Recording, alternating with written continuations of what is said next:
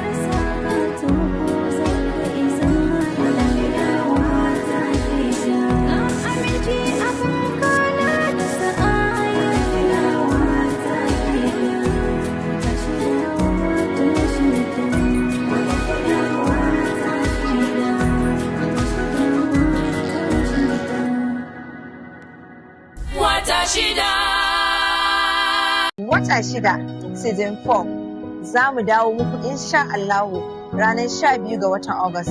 Don haka jama'a muna nan zuwa ku shirya. Sanin idanuna ka wuce